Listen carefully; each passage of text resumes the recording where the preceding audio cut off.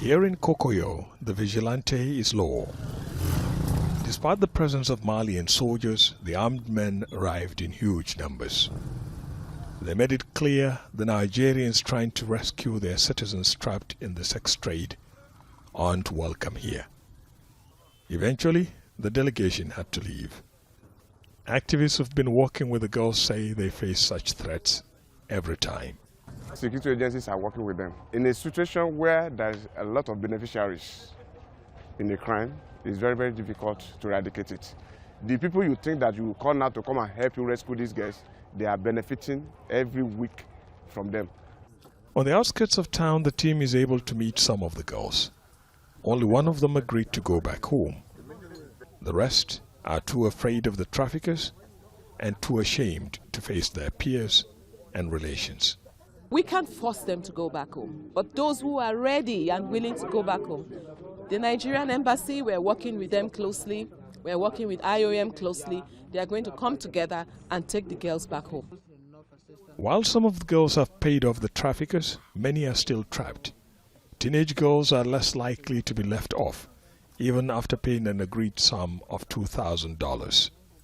Thousands of the victims here in Mali are kept in makeshift structures like this. They say they're forced to sleep with as many as 10 men in a day. Some of them, as young as 14, were practically yanked off the streets of Nigeria in their school uniforms. Those who got away are either the very ill or those lucky enough to escape.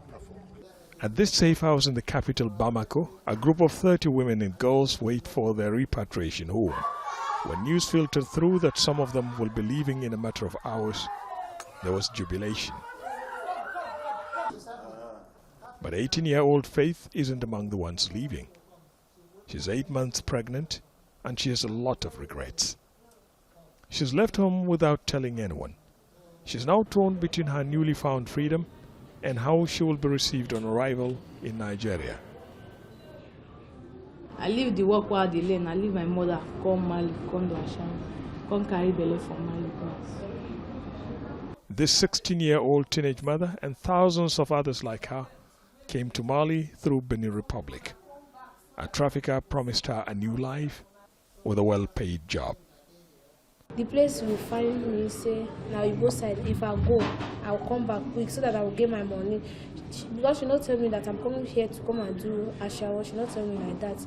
And she can't tell me like that, I can't say, okay. She can't tell me I should not tell anybody. Say I'm traveling.